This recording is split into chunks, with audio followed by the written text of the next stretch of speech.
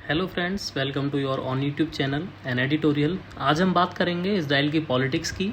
तो Benjamin Netanyahu Israel के सबसे लंबे समय तक प्रधानमंत्री रहने वाले नेता हैं। पिछले 12 साल से नेतन्याहू इजराइल के प्राइम मिनिस्टर हैं और अब इजराइल में नेतन्याहू का जाना ऑलमोस्ट कंफर्म हो गया है। तो अगले प्रधानमंत्री जो बनेंगे वो बनेंगे नेफ्टली बेनेट। अभी तक की रिपोर्ट्स जो आ रही हैं वो यही बोल रही हैं। तो समझते हैं इजराइल की पॉलिटिक्स और बेंजामिन नेतन्याहू, नेफ्टली बेनेट सभी के बारे में देखेंगे डिटेल में। लेकिन सबसे पहले आप प्लीज़ चैनल को सब्सक्राइब करें और बेल आइकन दबाएं। दोस्तों, इजराइल में जो प्राइम मिनिस्टर हैं बेंजामिन नेतन्याहू, उनके अपोजिशन में 8 पार्टीज़ ने मिलके एक कोalition बनाया है और एक एग्रीमेंट किया है, जिसके बाद बेंजामिन नेतन्याहू की जो विदाई है उसका रास्ता ऑलमोस्ट साफ हो गया है। तो प्राइम मिनिस्टर नेतन्याहू ने इस गठबंधन को फ्रॉड ऑफ द सेंचुरी भी बोला है, यानी फ्रॉड ऑफ द सेंचुरी। ये एग्रीमेंट बिल्कुल ऐसा है जैसे बीजेपी और असदुद्दीन ओवैसी या फिर मोदी जी या ममता जी एक एग्रीमेंट करें आपस में, क्योंकि दोनों की जो आइडियोलॉजी है वो बिल्कुल पोल अपार्ट है, अलग अलग पोल पे हैं, बहुत अलग अलग आइडियोलॉजी हैं, फिर भी कोई एग्रीमेंट करें। सेम ऐसा ही इजराइल में है, क्योंकि जिन पार्टीज़ ने एग्रीमेंट किया है वो आइडियोलॉजिकली बिल्कुल भी सिमिलर नहीं है। वो टोटल 8 पार्टी हैं और जिसमें बिल्कुल फार राइट पार्टीज़ हैं, फार लेफ़्ट पार्टी है, उसमें सेंट्रलिस्ट पार्टीज़ भी हैं। तो ये गठबंधन पता नहीं चलेगा या नहीं चलेगा, लेकिन फ़िलहाल के लिए तो ये प्राइम मिनिस्टर बेंजामिन नेतन्याहू के लिए बहुत ही खतरे की घंटी है। और ये वो फ़ोटो है जो आप देख रहे हैं, इसमें यहाँ एग्रीमेंट साइन कर रहे हैं और इस फ़ोटो को बहुत ही हिस्टोरिक फ़ोटो बताया जा रहा है इजराइल के लिए। ये हिस्टोरिक भी है कि 12 साल बाद एक प्राइम मिनिस्टर को कुर्सी से फ़ोटो हटा देगा। तो इन्हीं 8 पार्टियों में एक पार्टी है right wing national religious Jewish home party. इस पार्टी से ही नेफ्टली बेनेट जो है वो बिलोंग करते हैं, जो अगले प्राइम मिनिस्टर हो सकते हैं इजराइल के। तो सबसे पहले प्राइम मिनिस्टर जो अभी करंट में हैं बेंजामिन नेतन्याहू, इनके बारे में थोड़ा जानते हैं। बेंजामिन नेतन्याहू इजराइल की एक रेस्पेक्टेड फैमिली से आते हैं। इनको सबसे पहले लाइमलाइट जो मिली थी वो मिली थी जो इजराइल और फ़लस्तीन का पीस अकॉर्ड हुआ था, जिसके बाद इजराइल के प्राइम मिनिस्टर और यासिर अराफात को नोबेल प्राइज़ भी मिला था। तो उसका इन्होंने बहुत ही एक रिलीजियसली यानी कि पूरी तरह से विरोध किया था उन्होंने, बेंजामिन नेतन्याहू ने उस टाइम पर। तो सबसे ज़्यादा जो इंटरनेशनल फेम या लाइमलाइट मिली थी इनको तब मिली थी। बाकी इनका जो बर्थ है वो 1949 में तेल अवीव में हुआ था, लेकिन इनकी जो ज़्यादातर फैमिली मेम्बर्स थे वो अमेरिका में रहते थे। तो इनकी अपब्रिंगिंग भी जो है वो अमेरिका की ही थी। लेकिन बाद में इन्होंने इजरायली डिफेंस फोर्सेस को ज्वाइन किया, इन्होंने किया और इनके बड़े भाई ने किया।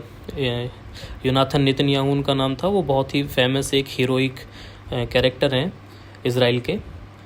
तो 1973 तक तो ये डिफेंस फोर्सेस में रहे बेंजामिन नेतन्याहू, और उसके बाद इन्होंने पढ़ाई के लिए डिफेंस फोर्सेस को छोड़ दिया और वापस से अमेरिका चले गए। लेकिन इनके बड़े भाई योनाथन नेतन्याहू वो डिफेंस फोर्सेस में ही रहे और उन्होंने एक फेमस ऑपरेशन में अपनी जान गंवा दी, शहीद हो गए 1976 में, जो युगांडा में हुआ था ऑपरेशन, जहां ये पैलेस्टाइन लिबरेशन आर्मी वाले एक प्लेन को हाईजैक करके युगांडा ले गए थे। युगांडा में उस टाइम ईदी अमीन थे। तो इजराइल ने उस ऑपरेशन में ईदी अमीन की नाक के नीचे से अपने सभी जो हॉस्टेजेस थे उनको छुड़ाया था। तो उसी में जो है योनाथन नेतन्याहू शहीद हो गए थे, जो बाद में इजराइल में बहुत ही एक हीरो की तरह सेलिब्रेट होते हैं अभी भी। तो 1976 में जब उनके भाई एक्सपायर होते हैं तो उसके बाद वो इजराइल आते हैं बेंजामिन नेतन्याहू और वापस से पॉलिटिक्स यानी कि पॉलिटिक्स में एंट्री लेते हैं, और भाई के नाम का भी सपोर्ट मिला। और उसके बाद 1988 यानी 1988 में पहली बार पार्लियामेंट पहुंचते हैं। और ये एक फ़ोटो है बेंजामिन नेतन्याहू का, ये जब वो आर्मी में थे उस टाइम का फ़ोटो है। तो 1988 में पहली बार पार्लियामेंट पहुंचते हैं और फिर 1996 में पहली बार प्राइम मिनिस्टर बनते हैं। लेकिन 1996 में जब प्राइम मिनिस्टर बनते हैं तो इनका टेन्योर कंप्लीट नहीं हो पाता है। ऑलमोस्ट 17 मंथ्स पहले ही जो इलेक्शंस करा दिए जाते हैं और उसके बाद फिर ये अपोजिशन में रहते हैं और 2009 में फिर से इज़राइल के प्राइम मिनिस्टर ये बनते हैं और 2009 से अभी तक वो ही यानी बेंजामिन नेतन्याहू ही इज़राइल के प्राइम मिनिस्टर हैं। और इन्होंने इज़राइल की इकॉनमी को काफ़ी सुधारा है। लेकिन जैसे कि 2009 से 2015 तक तो सब कुछ सही रहा, लेकिन जब 2016 आया तो नेतन्याहू के ऊपर करप्शन के चार्जेस लगने लगे। इनके ऊपर बेसिकली चार्जेस ऐसे थे कि जैसे इंडिया में है ना कि अंबानी फैमिली को मोदी जी फेवर करते हैं, तो इस टाइप के ही चार्जेस इनके ऊपर लगे। वहाँ कुछ बिजनेस फैमिलीज़ हैं तो इनके ऊपर चार्जेस थे कि उनसे कुछ गिफ्ट्स लिए हैं और उन्हें बिजनेस में पॉलिटिकली कुछ फ़ायदा पहुंचाया है, इस टाइप के चार्जेस उनके ऊपर लगे। तो ये प्राइम मिनिस्टर थे, इनके ऊपर ज़्यादा जांच हो नहीं सकती थी। अब जब ये प्राइम मिनिस्टर नहीं रहेंगे तो इनके ऊपर जांच होगी और इनका करियर ऑलमोस्ट ख़त्म हो जाएगा। तो इनके ऊपर करप्शन के चार्जेस लगते हैं, उसके बाद इनकी पॉपुलैरिटी एकदम से कम होने लगती है इज़राइल में। और अभी तो जो इज़राइल पैलेस्टाइन कॉन्फ्लिक्ट हुआ था अभी रिसेंटली, तो इसके ऊपर भी बोलते हैं कि भाई इन्होंने अपनी कुर्सी को बचाने के लिए या इनको कुछ एक्सटेंशन मिल जाए, इस वजह से इन्होंने वो कराया था। लेकिन ये तो रिपोर्ट्स हैं, वो तो कुछ भी कहते हैं। चलो देखते हैं आगे क्या। लेकिन अब जो नेफ्टली बेनेट हैं उन्होंने 8 पार्टियों के साथ मिलकर इज़राइल की पॉलिटिक्स में एक नया चैप्टर ऐड कर दिया। और नेफ्टली बेनेट के बारे में अगर हम बात करें तो ये भी जो है मिलिट्री बैकग्राउंड के ही हैं। इन्होंने भी जो अपने करियर की स्टार्टिंग है वो मिलिट्री से ही की थी। 1990 में इन्होंने मिलिट्री ज्वाइन की, आर्मी ज्वाइन की। उसके बाद इन्होंने एक ऑपरेशन में भी इन्होंने पार्टिसिपेट किया था। इज़राइल का बहुत ही फेमस ऑपरेशन है, आपको पता भी होगा, ऑपरेशन रेथ ऑफ गॉड, जिसमें उन्होंने जो म्यूनिक ओलंपिक में इज़राइल के प्लेयर्स को मार दिया था फ़लस्तीन लिबरेशन वालों ने। तो उसके बाद इज़राइल ने घर में घुस घुस के उन सभी को मारा था जो भी उस म्यूनिक इंसिडेंट से रिलेटेड थे। तो मोसाद का जो ये ऑपरेशन था इसमें इन्होंने एक पार्ट प्ले किया था। इसमें एक बहुत कंट्रोवर्सी भी हुई थी नेफ्टली बेनेट की। तो इसके बाद इज़राइल में एक छोटी सी लड़ाई भी हुई थी 2006 में, वो सीरिया के साथ। उसमें जॉर्डन का भी थोड़ा पार्ट था, ठीक है। उसके बाद फिर 2006 में इन्होंने आर्मी छोड़ के ये बेनेट जो थे वो बेंजामिन नेतन्याहू के साथ आ गए। उस टाइम पे बेंजामिन नेतन्याहू जो लीडर ऑफ द अपोजिशन थे उनके पार्लियामेंट में, इजरायली पार्लियामेंट में। तो तब से उन दोनों की दोस्ती रही।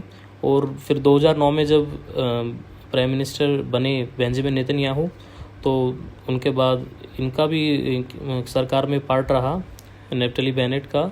2013 से 2020 तक ये काफ़ी मिनिस्टर्स भी रहे, जैसे 2013 में मिनिस्ट्री ऑफ इकोनॉमिक्स वगैरह या मिनिस्ट्री ऑफ रिलीजियस सर्विसेज 2015 में, और ministry of diaspora affairs, ministry of education 2019-20 में इन्होंने मिनिस्ट्री ऑफ डिफेंस भी संभाला।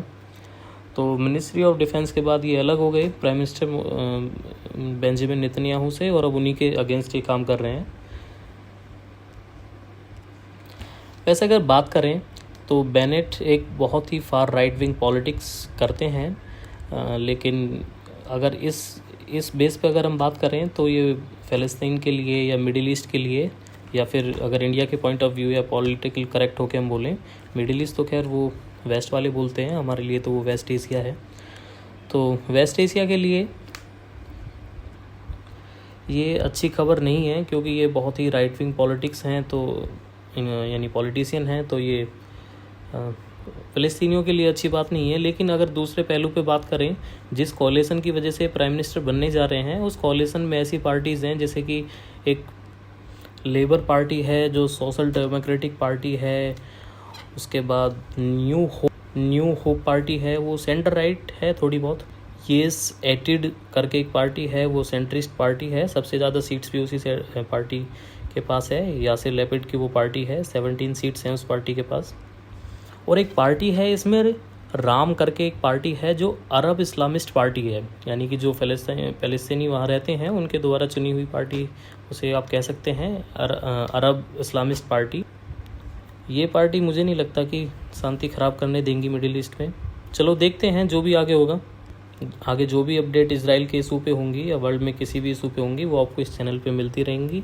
तो इसी के साथ ये वीडियो एंड होती है। और प्लीज़ फ्रेंड्स, इस चैनल को सब्सक्राइब करें, थोड़ा मोटिवेशन मिलेगा। Thank you.